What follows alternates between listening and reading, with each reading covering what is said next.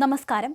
Cherpunkal Marsleeva മെഡിസിറ്റിയിലെ doctor Sheba Rachel എന്ന Lakshmi R Panicker ജീവനൊടുക്കിയ സംഭവത്തിൽ ആശുപത്രി അധികൃതർക്കെതിരെ ഗുരുതര ആരോപണങ്ങളുമായി ഭർത്താവ് സുബിൻ പി വർഗീസ്. വിശ്രമമില്ലാത്ത ജോലിഭാരവും വകുപ്പ് മേധാവിയുടെ കടുംപിടുത്തവുമാണ് ഷേബയുടെ മരണത്തിന് കാരണമായതെന്ന് സുബിൻ സമൂഹമാധ്യമത്തിൽ പങ്കുവച്ച കുറിപ്പിൽ പറയുന്നു. കഴിഞ്ഞ ബുധനാഴ്ച 24 മണിക്കൂർ നീണ്ട ഡ്യൂട്ടി കഴിഞ്ഞെത്തിയ ഷേബയോട് വീണ്ടും ഡ്യൂട്ടിക്ക് കയറാൻ HOD നിർബന്ധിച്ചുവെന്ന് സുബിൻ പറയുന്നു. ശാരീരികമായി അത്രമേൽ തളർന്നിട്ടും വീട്ടിലേക്ക് വരാൻ അനുവാദം നൽകിയില്ല. ഒന്ന് വിശ്രമിക്കാൻ പോലും വയ്യാത്ത അവസ്ഥയിലും അവിടെ നിന്ന് തന്നെ സോപ്പും തോർത്തും വാങ്ങിക്കുളിച്ച് അവൾ വീണ്ടും ഡ്യൂട്ടിക്ക് കയറി. ഈ ജോലി എനിക്ക് വയ്യ എന്ന് അന്നവൾ സങ്കടത്തോടെ എന്നോട് പറഞ്ഞിരുന്നു, സുബിൻ കുറിച്ചു.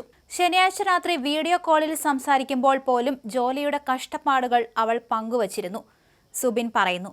എന്നാൽ ഞായറാഴ്ച രാവിലെ ഫോൺ എടുക്കാത്തതിനെ തുടർന്ന് ഹോസ്റ്റലിലെ സിസ്റ്ററെ വിളിച്ച് പരിശോധിച്ചപ്പോഴാണ് ഷേബയെ അബോധാവസ്ഥയിൽ കണ്ടെത്തിയത്. ആശുപത്രിയിൽ എത്തിച്ചപ്പോഴേക്കും മരണം സംഭവിച്ചിരുന്നു. കഴിഞ്ഞ ആഴ്ച ഷേബ സെർവിക്കൽ ക്യാൻസർ പ്രതിരോധ കുത്തിവെപ്പ് എടുത്തിരുന്നു.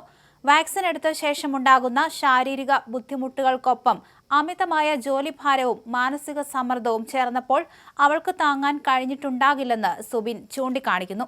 ഭർത്താവിന്റെ പോസ്റ്റ് ഇങ്ങനെയാണ്: യാത്ര പറയാതെ പോയ എൻ്റെ പ്രിയപ്പെട്ടവൾക്ക്, കഴിഞ്ഞ 6 വർഷം എനിക്ക് വേണ്ടി മാത്രം ജീവിച്ചവൾ, എൻ്റെ സന്തോഷങ്ങളിൽ നിഴലായി കൂടെ നിന്നവൾ, ഇന്നവൾ ഓർമ്മയായി. ഒരൊറ്റ വാക്കുപോലും പറയാതെ എന്നെ തനിച്ചാക്കി അവൾ യാത്രയായി. കഴിഞ്ഞ ബുധനാഴ്ച 24 മണിക്കൂർ നീണ്ട ഡ്യൂട്ടി കഴിഞ്ഞ് വീണ്ടും ഒരു ഡ്യൂട്ടി കൂടി എടുത്ത് തളർന്ന് വശം കെട്ടാണ് അവൾ ഹോസ്റ്റലിലെത്തിയത്. വീട്ടിലേക്ക് വരാൻ അത്രമേൽ ആഗ്രഹിച്ചിരുന്നുവെങ്കിലും HOD സമ്മതിച്ചില്ല.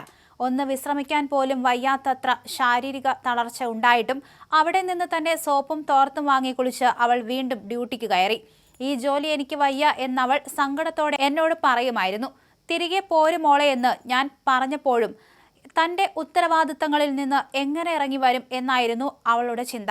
ശനിയാഴ്ച പകൽ അവൾ സന്തോഷവതിയായിരുന്നു. പിതാവിനെ കണ്ട് അനുഗ്രഹം വാങ്ങി നിൽക്കുന്ന ഫോട്ടോ എനിക്ക് അയച്ചു തന്നു. രാത്രി വീഡിയോ കോളിൽ വന്നപ്പോഴും എന്നോടുള്ള സ്നേഹവും ജോലിയുടെ കഷ്ടപ്പാടുകളും അവൾ പങ്കുവച്ചു.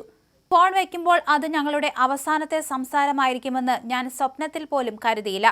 ഞായറാഴ്ച രാവിലെ പതിവ് കോൾ വരാത്തതുകൊണ്ട് ഞാൻ എടുത്തു. അപ്പോൾ അവൾ ഫോൺ എടുത്തില്ല.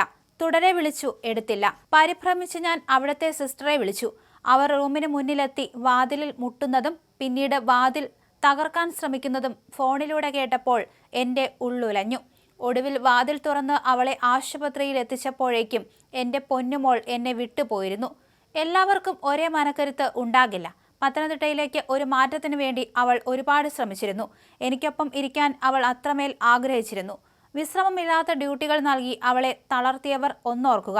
ബുധനാഴ്ചത്തെ ആ ഡ്യൂട്ടി കഴിഞ്ഞ് അവളെ വീട്ടിൽ വരാൻ അനുവദിച്ചിരുന്നുവെങ്കിൽ, അല്ലെങ്കിൽ ആ ഞായറാഴ്ച അവൾക്ക് വിശ്രമം നൽകിയിരുന്നുവെങ്കിൽ ഇന്നവൾ എൻ്റെ കൂടെ ഉണ്ടായേനെ. കഴിഞ്ഞ ആഴ്ച അവൾ സെർവിക്കൽ ക്യാൻസർ പ്രതിരോധ കുത്തിവെപ്പ് എടുത്തിരുന്നു. ഇത്തരം വാക്സിനുകൾ എടുത്ത ശേഷം ചിലരിൽ മാനസികമായ അസ്വസ്ഥതകളോ തളർച്ചയോ ഉണ്ടാകാമെന്നറിയുന്നു. അമിതമായ ജോലിഭാരവും ശാരീരിക തളർച്ചയും ഇതിനൊപ്പം ചേർന്നപ്പോൾ അവൾക്ക് താങ്ങാൻ കഴിഞ്ഞിട്ടുണ്ടാകില്ല. ജോലിഭാരവും മാനസിക തളർച്ചയും ഒരു മനുഷ്യനെ എത്രത്തോളം തകർക്കുമെന്നതിന്റെ തെളിവാണ് എൻ്റെ ഈ നഷ്ടം.